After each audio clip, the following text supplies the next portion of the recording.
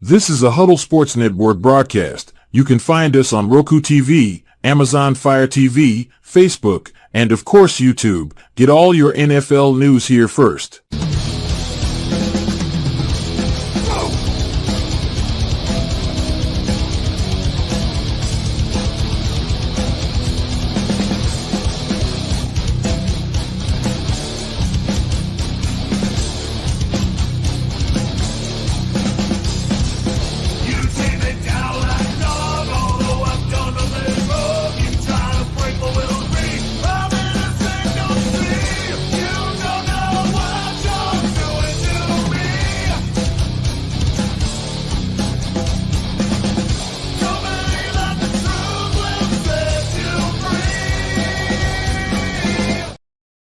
This is a Huddle Sports Network broadcast. You can find us on Roku TV, Amazon Fire TV, Facebook, and of course YouTube. Get all your NFL news here first.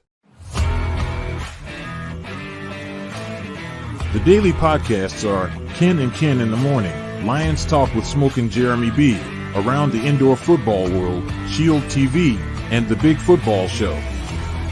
The afternoon podcasts are Valhalla Hour, Brosef Sports, WCFL Dolphins Talk, The Cheap Seats, Bodkin Show, and Spirit of Detroit Podcast. The nightly podcasts are Hallis Hall Report, Frozen Tundra Network, Wrestling Roundup, Skull Gang 365, First and 10 with Foz, Prime Sports World, The Man Cave, Prim and Proper Sports, Spitballin' Podcast, Lions Fan Cave Chat, 313 Den Podcast, Puckett, The Guys Huddle, Main Event Football Show, Let's Talk Sports, the Michigan Sports Truth Podcast, and Off the Rails. Hope you enjoy all the shows and feel free to comment, like, share, and subscribe.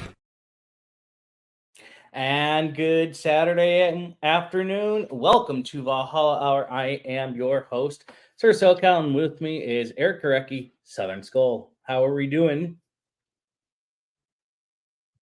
We're doing well. A little overheated. It's about 92. Yeah, I would say so. Rob is on special assignment today, so we can't talk about that.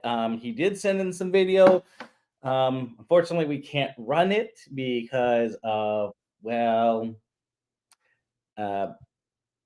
I just leave it at that. So, a lot of things have happened since we talked last. And the most obvious one, JJ has extended himself in purple for another 4 years. So, essentially, it's a 5-year deal because he still has to play this year. And as you can tell, he is more than pumped to be excited to be in purple for the next 5 years. Let's go over the basics. And this was from our friends over at Sport Track. So his deal is pretty much 140 with a 4-year deal. Basically, it's a 5-year 159 that includes this year's salary, $88 million in cash at signing. I say that's a good bonus. $38 million in cash this year, and then practically it's a 4-year 125 deal. Somehow our cap hit for him went to $8.5 million. 25 is 15.3. 26, this is the year right in 2026. That's where our big over $100 million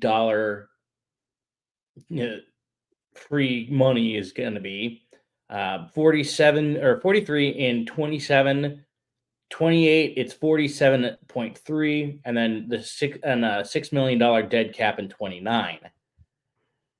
Let's talk about it. What do you think, Eric? What do you think about it? I think it's pretty fair. Unfortunately, you had like a few other receivers kind of run up the price and got more than they were worth.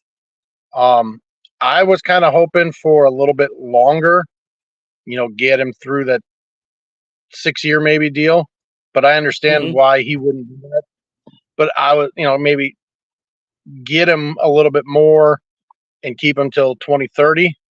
But on Jefferson's part, I can see why he'd want the contract to end when it does and have another shot at free agency. So I think it's fair. I think he's earned it. It's one contract where I can say a player's earned their money. So he has earned his money. Our friends over at Sport Track, I was also checking this out. Let me see if I can get to the right tab here. Supposedly there is an opt-out on his deal. Let's take a look. Potential opt-out is in 2028, which would be a $7.3 million dead cap. I mean, that's actually not a bad, not bad if he negotiated that opt-out there as well. right. And I have a feeling around 2028, 2029, we will be extending him so he can be purple for life. And to touch on what you just said, Eric, there is one hater of this deal, and that is Tyreek Hill. Tyreek Hill has basically called Justin Jefferson greedy because of this deal. I don't see where he's greedy. The only person who's jealous of this deal is Tyreek because he hasn't gotten his deal yet. Yeah, he wanted that title.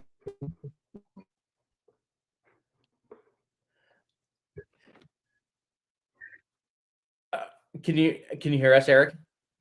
Yeah. Yep. Okay. You were saying before you cut out? Tyreek ain't gonna get that deal that much, so he ain't worth it. No.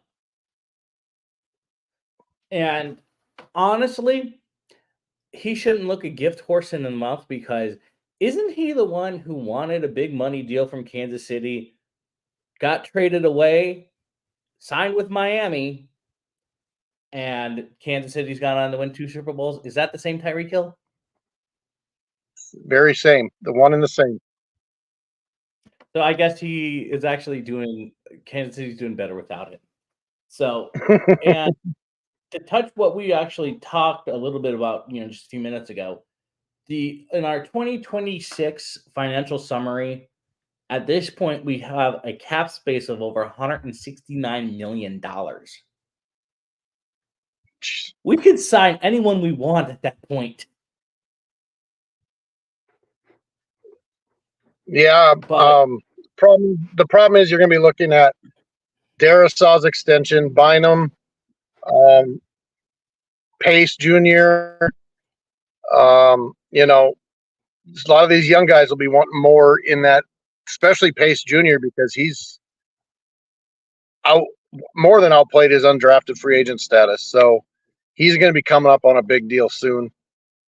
Yeah, and we still haven't signed McCarthy or Turner quite yet. Yeah, but their numbers are pretty much, we know what they're going to get. Chump change. Right. But I think everyone was taken aback by this deal. And I'm going to say this. Rob called it. Because we don't know when this deal got done. And he said typically the Vikings don't announce any free agent signings or any signings until after June 1st. He called it. They have a very good track record of either right after mandatory minicamp or going into training camp of doing their big extensions. I don't know what it has been for maybe 10 years already. They've been doing it that way. So I wasn't too overly concerned. I think more people were falling into the clickbait of the trades and reading into Jefferson being in New York and the Jets. And Rob's right. Historically, we wait, and it's a smart move. So yeah, I'm happy with finally he's gotten done. He can get back to focusing on what matters most, and that is chasing that Lombardi title. And And he finally got his moment because, as we all know, he was drafted during the COVID year. And, he didn't get the chance to have the introductory press conference. He didn't get the picture with the GM and the coach. He finally got it. And he was grinning from ear to ear on that press conference. He was damn near in tears. And that video, I just loved it.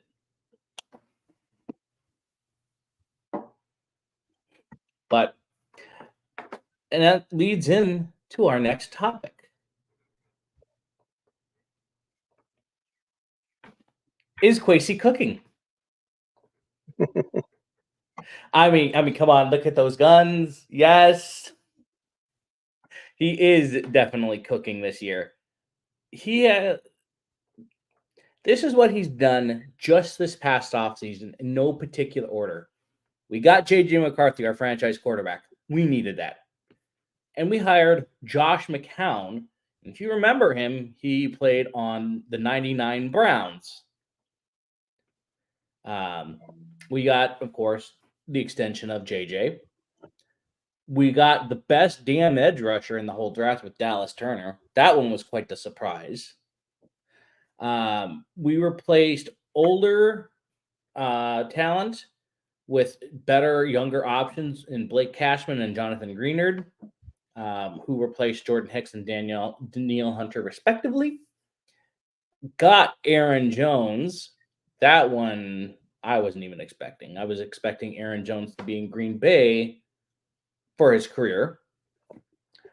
Our offensive line, we have depth now. And to top it all off, Harry the Hitman basically is now a Viking for life. Eric, what is your take on that?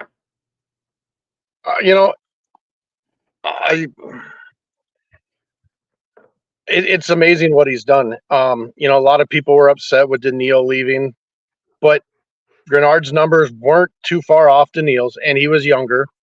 I've liked Cashman since he played at the U, so teaming him up with Pace Jr. is going to be an outstanding combination.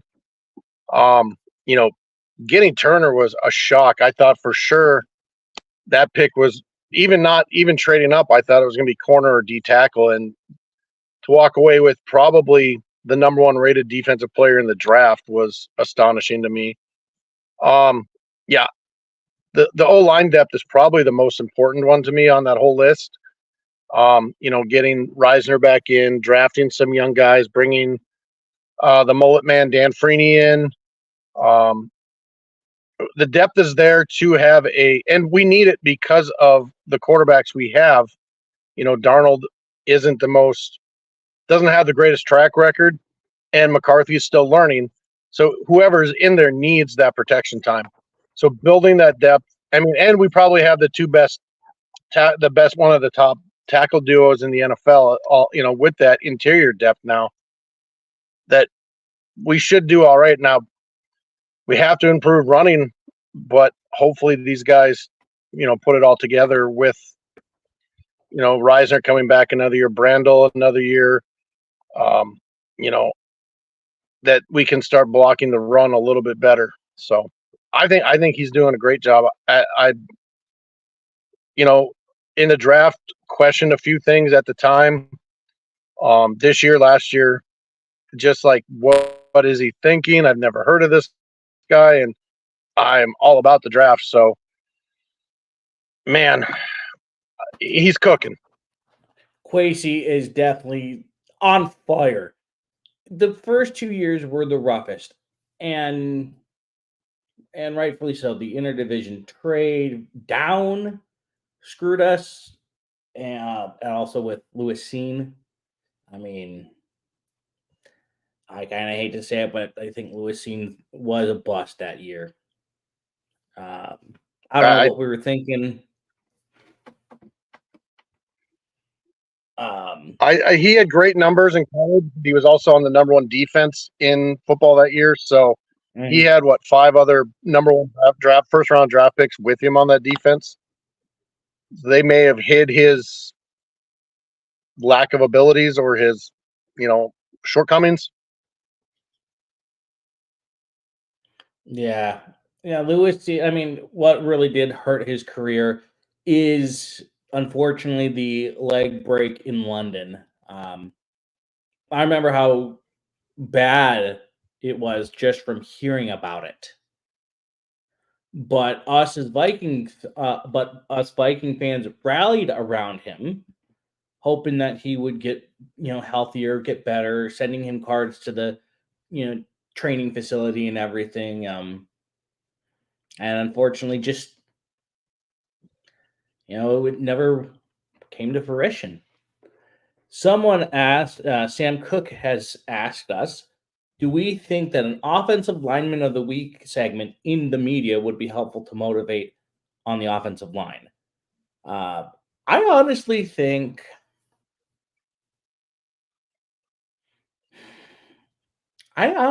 so. There's some good offensive lines around the league, and to give a little extra motivation, maybe and yes, the NFL loves its sponsors, like with the FedEx Air and Ground of the game. Maybe a little twine somebody with like a block of the week or something. But I honestly think it would be a great idea to motivate. Um, but I also I worry th- at the same time about ego. I think Good Morning Football was doing it for a while because I think it was sponsored by Ford, built Ford Tough, offensive line of the week, and it wasn't just one player; it was a unit. I think they were either. I think it was Good Morning Football did that for a little while when Sean O'Hare was on the show. So it might be Mhm. something good to get back to doing. But you're right. I mean, offensive linemen. I don't know how many of them have egos, but I'm sure a few do. You have to be nasty. I don't know about the ego part, but Yeah, the offensive line is going to be, I think, where the championships are going to start being won right there. But yeah, and Quasey also has had some. Let me see if I can get it back up.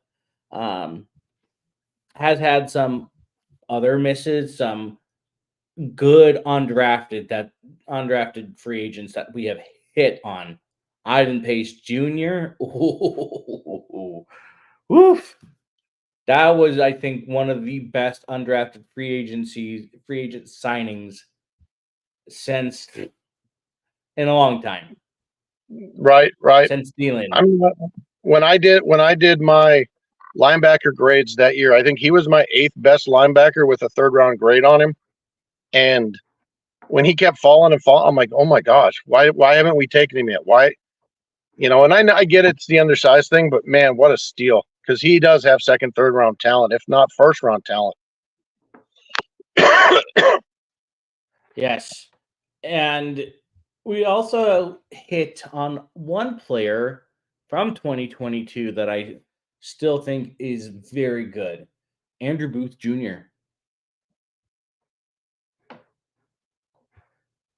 He's been very good. Um, I'm going through our entire lineup. Andre Carter out of Army.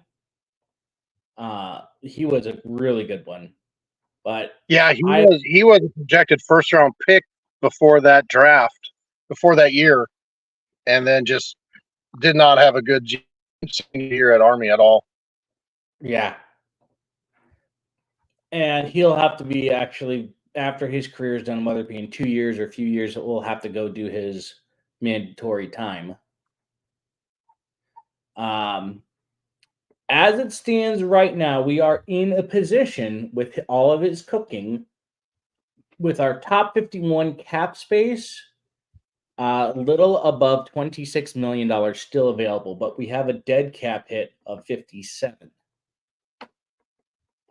And what is Yes. like 37 of that? What'd you say? Some of that is like Kirk. Yeah, 28 and a half is him. No, I figured it was a majority of it. Yeah, 28 and a half is him. 14 is Hunter, and then little above 6 is Davenport. So, yeah, unfortunately, that little one kind of is killing us, and we'd have a little bit more money. But if we can keep the rest of that cap going into 25, we already have a $63 million cap space there. So we would be about 100 million if we stay the same. We have a very special guest. Um, Eric and I are friends with this gentleman. This guy runs his own podcast. It is not affiliated with our network. It is called the Geary, Stein, and Stevens podcast. Co-host of that podcast, Will Stein. Will, welcome to the show. Glad to have you on. How are you doing? I'm just hanging in there, ready to tee off on the golf course here in a little bit. So I figured I'd stop by and say hello to you folks for a little bit. Well, welcome to the podcast. We are so happy to have you. We were just talking about, is Quasey cooking this year? What do you think? I think Quasey is doing he's doing better as he is embracing his role as the GM.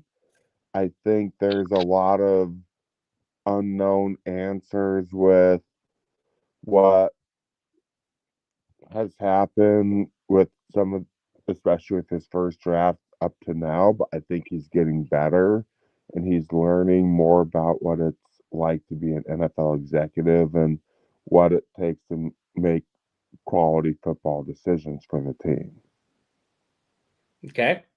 And then, what were your thoughts on the Jefferson extension?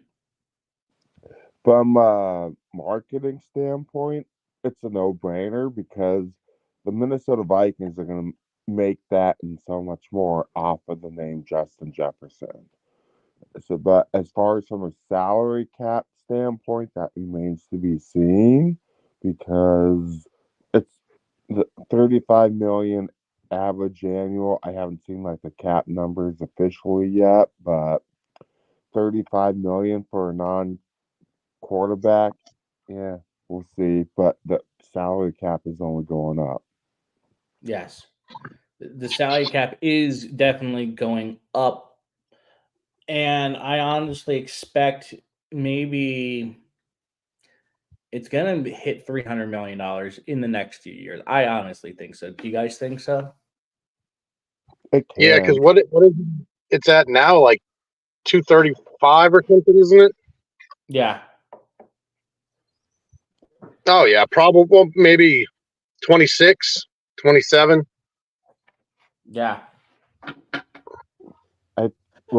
I think it will go up. I don't think it's going to be 300 million as fast as people think because the CBA will determine that too because the CBA with like owner splits, TV splits, player splits, there's a whole bunch of stuff that goes into that. So Mhm. could it go to 300 million? Sure, but will it be in the as near as people think? No. Yes. And I'm going to give Will another little plug. He is pretty much a sports insider. This guy does it all. He's been to the Masters, he's been all over the place. This guy, one of my good friends, he is an amazing guy. I've listened to his podcast a few times. If you love sports podcasts like Pat, the Pat McAfee show, anything sports related, you'll love his show. And Will, I actually, you know what? I will let you give a quick plug for your podcast. So it's me and a couple other guys, Troy Geary and Dave Stevens. Dave is a 7-time Emmy winner from his time at ESPN. I think, and when Troy pitched me the idea after Super Bowl 56, it's like, what the hell? Let's give it a shot. And I remember talking to former Vikings player Trey Waynes. We were talking about his homegrown outfitters, love the ground grind TV, his new life that he adapted post football. And he actually announced his retirement on my show. So I thought that was pretty cool. That is definitely awesome. Matt Sonnen asked thoughts on N'Keal Harry moving to tight end. Ooh, that is a good one. Well, what do you think? N'Keal, he has the physical talent to be a great receiver. I haven't seen enough of his blocking abilities yet, but I think it's a good opportunity for him to showcase what he can do in his offense. Because obviously, as you and I both know, our receiving core, you got Jefferson on one side, you got Addison on the other side, and then, God damn it, what's his name? Sorry for the language for those of you watching at home. I want to say We get a lot more story. it's who? So I was gonna say probably Brandon Powell. You thinking or Naylor? Naylor. Thank you. That's the dude I was thinking of. Because Naylor has been a special teams ace for the longest of time. And that's the same path Adam Thielen was on as a special teams ace. If you go back to Adam Thielen, it's Sam Bradford that made him a superstar. And Sam Bradford was an unknown. Well, Sam Bradford was a known commodity, but Adam Thielen wasn't. Guess what? We got a new quarterback by the name of Sam in 2024, just like we had in 2016, a new quarterback by the name of Sam. Adam Thielen came out of nowhere, and now look at how he established himself as a player. So we'll see.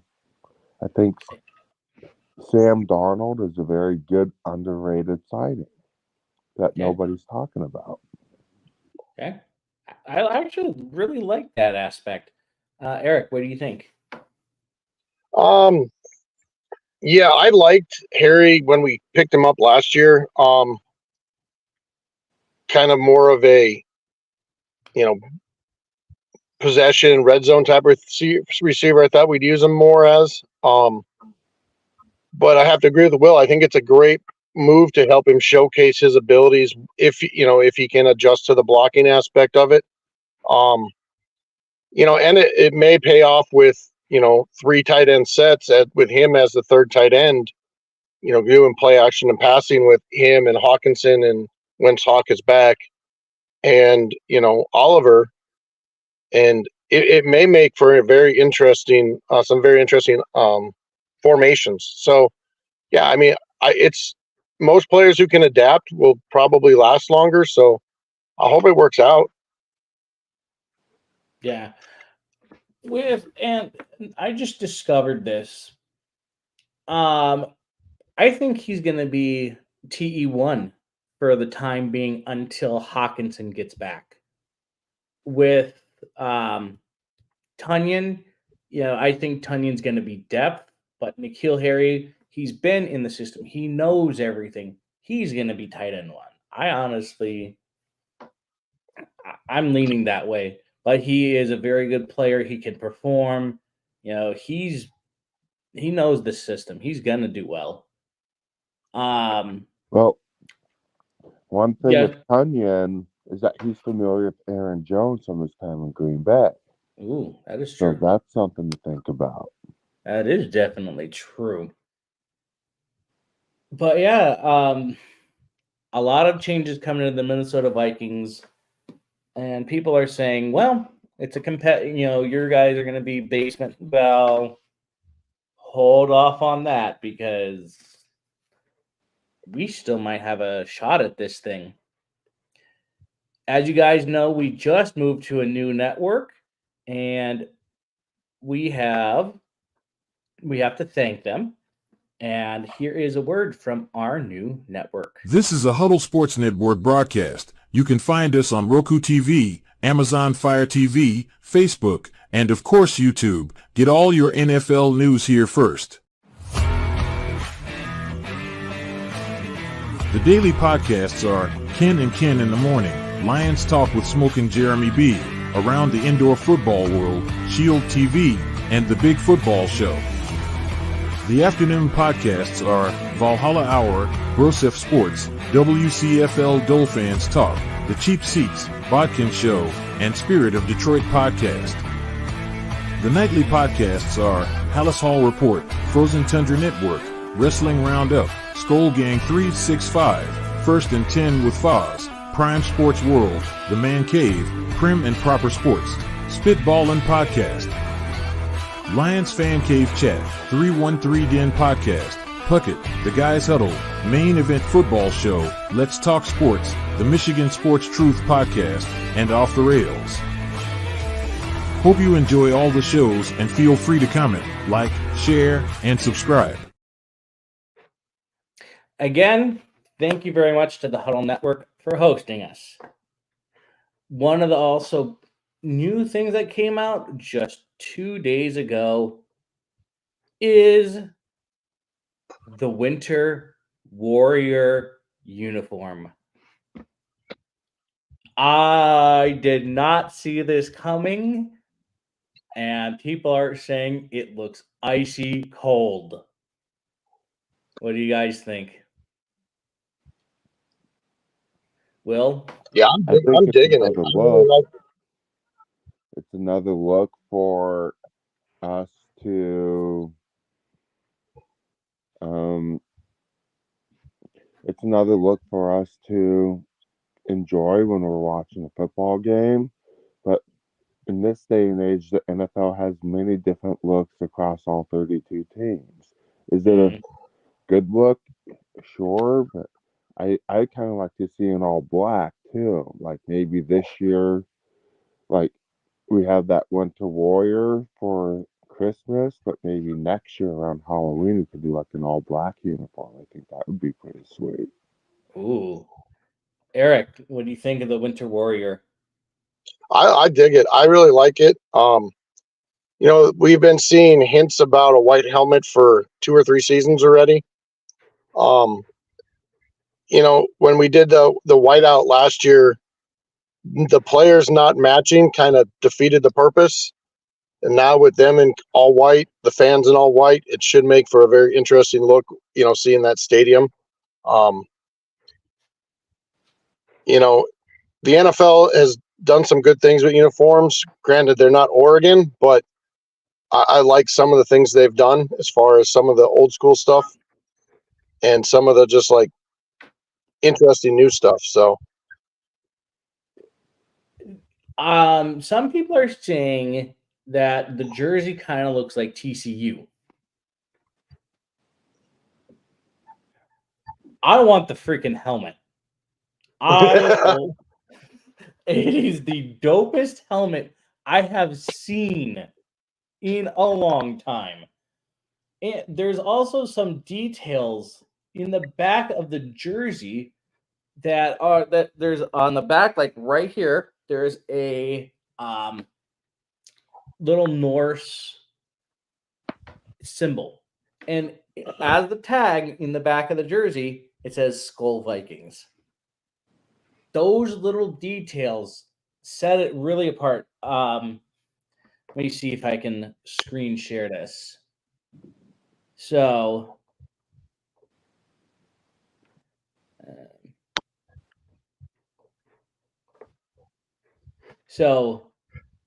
right here, you can kind of see it. There is a little Norse symbol. But people are literally calling this the best white uniform in the entire league. Pat McAfee calls it that. I've seen other fans say it is icy. Okay, here we go. This is what I was talking about. How the fuck? Okay, there we go.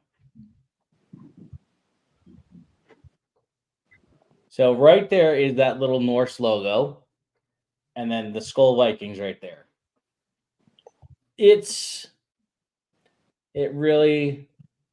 stands out, but people are saying, oh, it would look better in the winter, blah, blah, blah. Too bad they don't play open air stadium with the elements. You know what? Who cares? The winter whiteout has been something we've been doing for a while. Social media has gone crazy for this, and we've needed something that really did stand out for a while, because last year it was just the same stuff as our home uniforms. Yes, and Matt says they are selling like hotcakes. Would you buy one?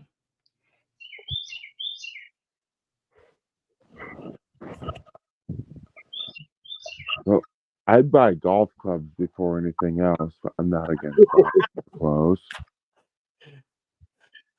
Eric, would you buy one? Actually, I went on to Fanatics the other day to buy one, but they have a very limited selection on numbers. And if anybody knows me, I'm more of a obscure player guy. I have in my collection like Boone, Alex Boone, Christian Darisaw, Linval Joseph. So I was looking for like an Ivan Pace or a Harrison Phillips. And the only way you can get them right now is so yeah, I tend to go more less popular players with my jerseys. And I have a couple O'Neal jerseys. So I tend to go O-line, D-line guys, a couple linebackers here and there. But yeah, so I was actually looking to buy one, but they just don't have the selection yet.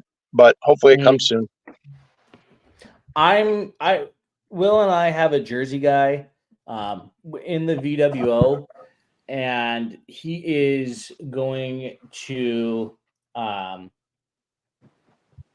going to be talking with him shortly so I can get one with my surname on the back.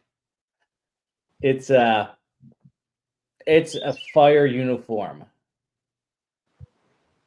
So otherwise, that is all we have for today. We will take questions from our Facebook audience. Matt says he's going to get a custom Chad Greenway. I have one of them too, Matt. But so speaking of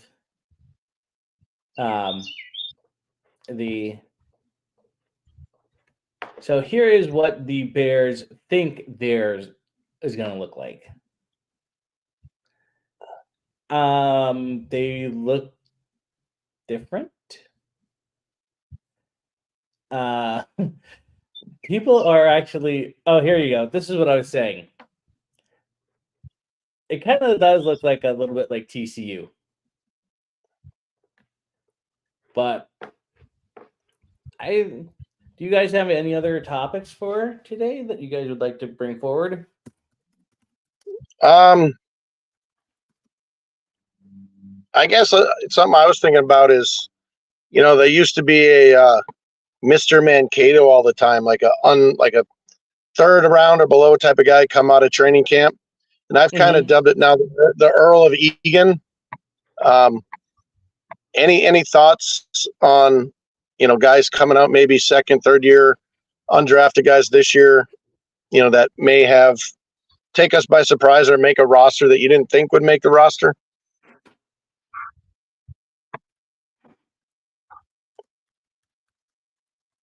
There was somebody that actually said, let me pull it back up.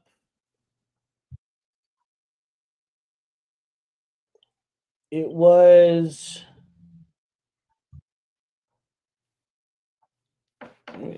I have to pull it back up into the,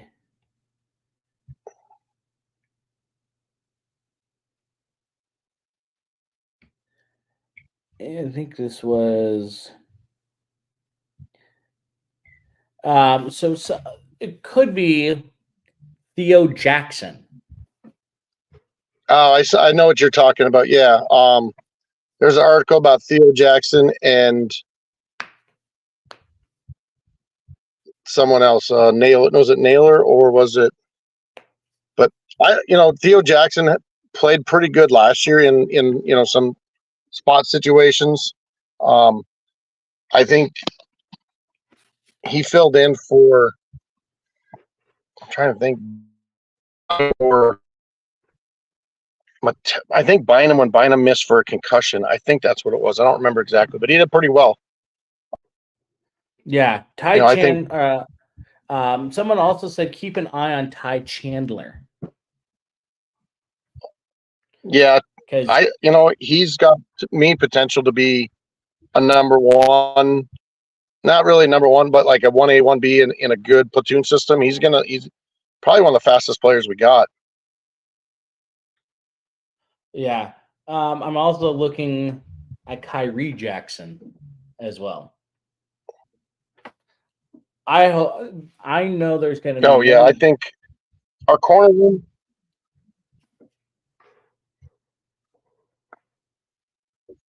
Can you hear us? One what, Matt? Sorry, I cut you off. Yep. Kyrie, I'm anticipating he's going to be good. He's going to learn from Harry. He might be the one to take over for Harry. He's a rookie out of Oregon, but he's only 6'4", 194. That's light for a cornerback. But he did safety. Well, not as bad as remember Damsler was like 181. Yeah. Will, what do you think?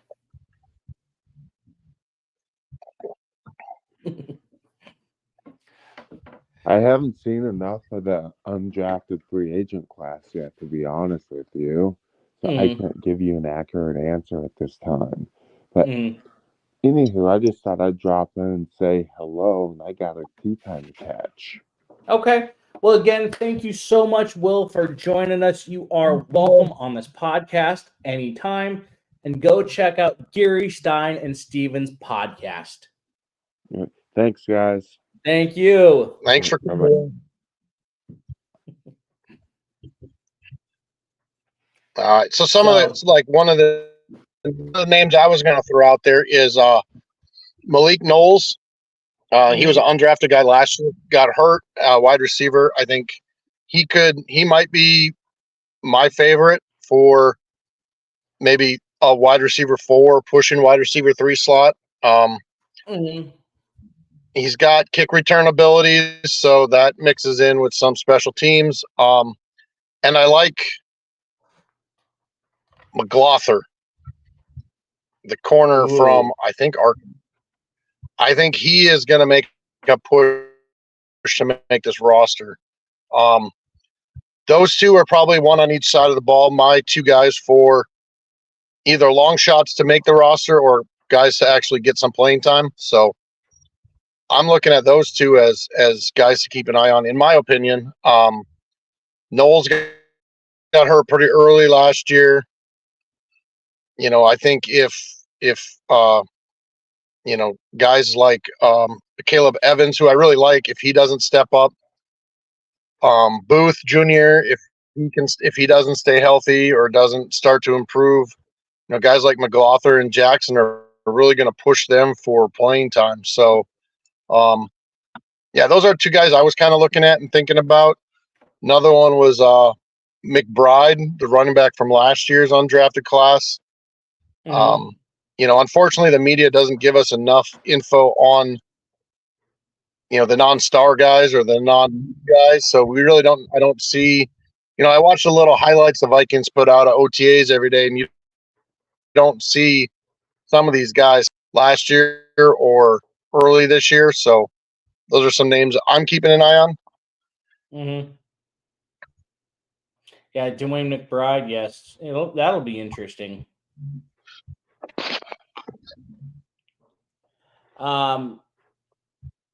Have you been to training camp?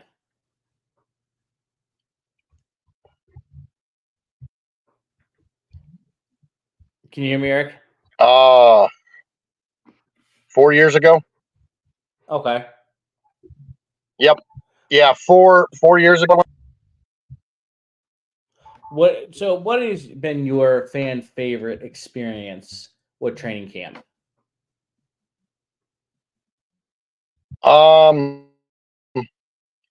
I took my nephew and we got our pictures taken. And when you go in the museum, there's a big sign that says skull made out of pictures. And him and I are on there wearing our t-shirt. So that's probably one of my coolest things is I'm in the museum.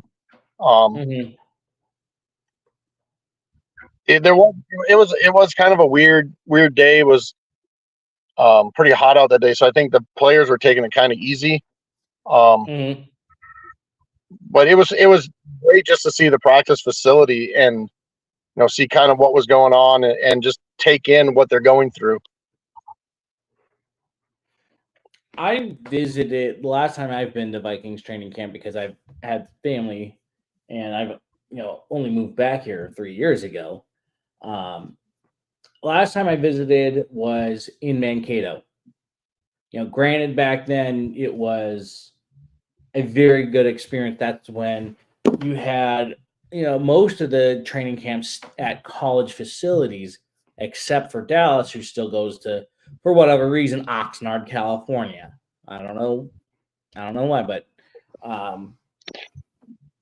it gave me the sense, hey, that this team really cares about this state, and it's not just hey, let's make this accessible only to people within our facility, our range. Yes, Matt, you are right. Mankato was way better, and as my mom went to Mankato, my uncle went to Mankato, my grandfather not only went to Mankato, but rocked it in football to the point where he is in the Players and Coaches Hall of Fame for football and baseball. Mankato was a different aura. It was a different beast altogether. And I feel like it's become more commercialized, I want to say. Yeah. I can't argue with that. The only team that still goes away for training camp, that is Dallas. They still go to Oxnard. And I would love to see going away to training camp come back. Eric, would you like that to return?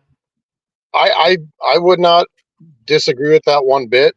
I think it's a different experience for the fans and the players. I think when you put the players up in dorm rooms and they have roommates and they eat together and everything they do is together because it's in a small area, I think you get a bit of that better bonding and team camaraderie when you're forced. Not, I don't want to say forced, but you live and breathe every day with the same guys for an extended amount of time. So I would definitely not argue with that coming back at all. Yeah, Atlanta actually has to relocate theirs for a couple of years, just because of construction. This year. They're going to be at a high school. Interesting. Buffalo still goes to a university in Rochester, New York. Let's see who else goes to. Cleveland goes to West Virginia at the Greenbrier Resort. And if you know the name of Greenbrier Resort, that hosts a PGA tournament. Green Bay still goes in Green Bay. Other than that, it looks Kansas City goes to Missouri Western still. But otherwise, it looks like everyone is pretty much at their regular training facility. Interesting. New Orleans goes to Irvine, California. That seems weird. I did not know that. They go weird. Yeah, they go to Crawford Field at University of California, Irvine.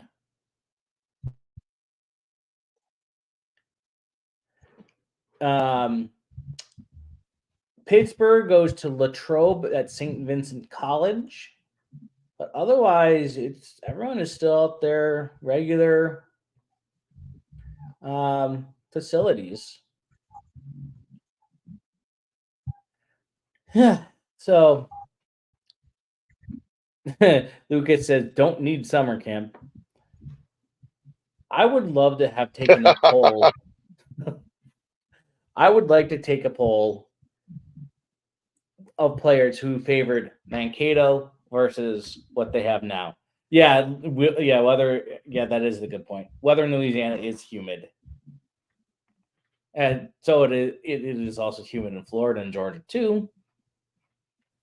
I'm going to find that video that just to clarify with our producers, can I show the video, the Justin Jefferson video of him announcing his pretty much announcing his extension?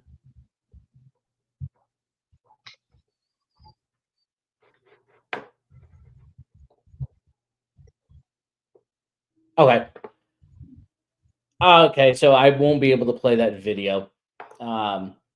He basically was thanking his family. He was thanking his okay, so if it's not playing football, then I can.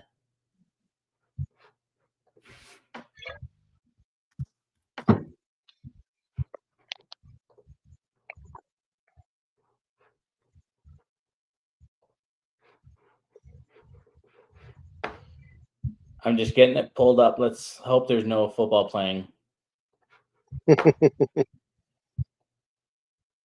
it's the video I'm thinking of, I don't think there is. I think it's just him.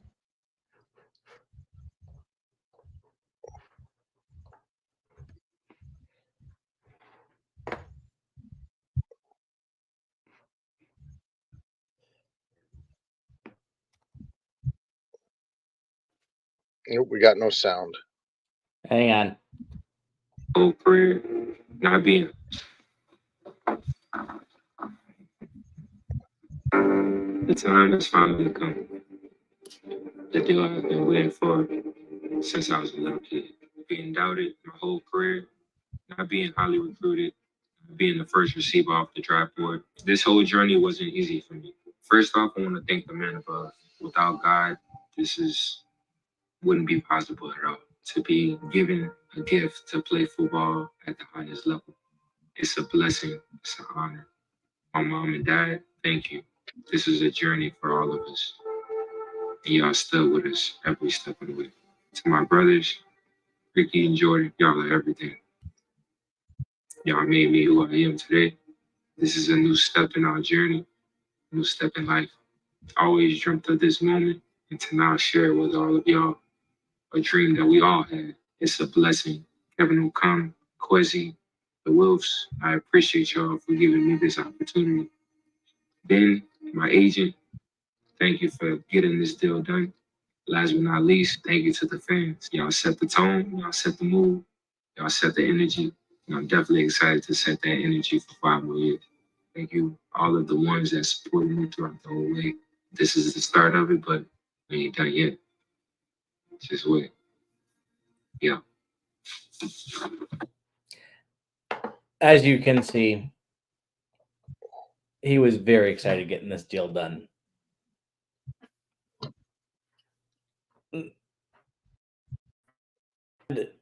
The fact that he asked for the introductory press conference at the draft used to get that he never got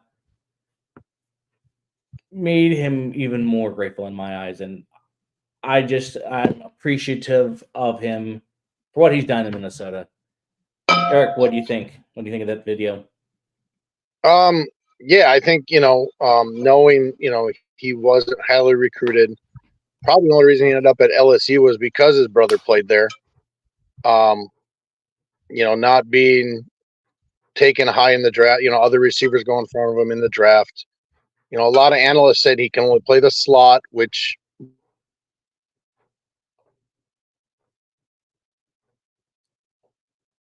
Am I breaking up? So, Am I breaking up again? well, and then also Thomas, one of our friends, says the extension was great. The players talk about the team climate. The Vikings have an awesome culture and climate moving forward. Also, we've got some of the best facilities in the NFL. Eric, you have anything to add to that or no?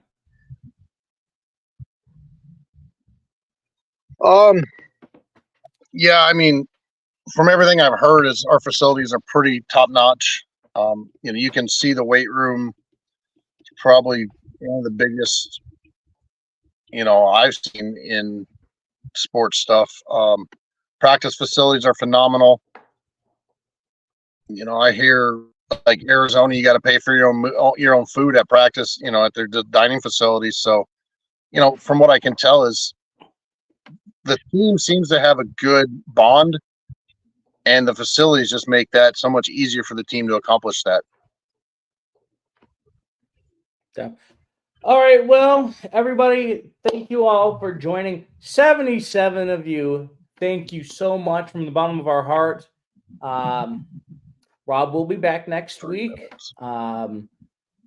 Hopefully, he'll have some stories to tell us of some stuff, but if not, that's okay.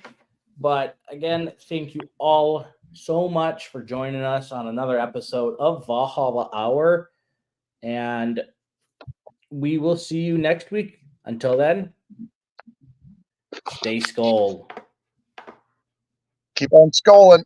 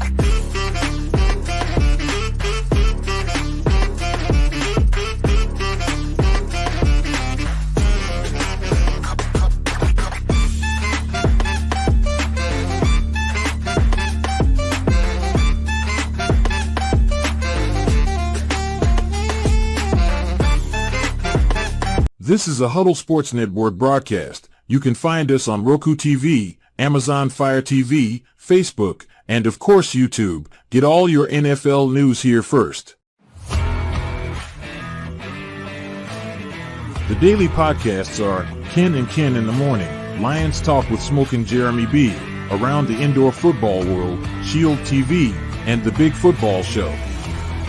The afternoon podcasts are Valhalla Hour, Brosef Sports, WCFL Dolphins Talk, The Cheap Seats, Bodkin Show, and Spirit of Detroit Podcast. The nightly podcasts are Hallis Hall Report, Frozen Tundra Network, Wrestling Roundup, Skull Gang 365, First and 10 with Foz, Prime Sports World, The Man Cave, Prim and Proper Sports, Spitballin' Podcast, Lions Fan Cave Chat, 313 Den Podcast, Puckett, The Guys Huddle, Main Event Football Show, Let's Talk Sports, The Michigan Sports Truth Podcast, and Off the Rails. Hope you enjoy all the shows and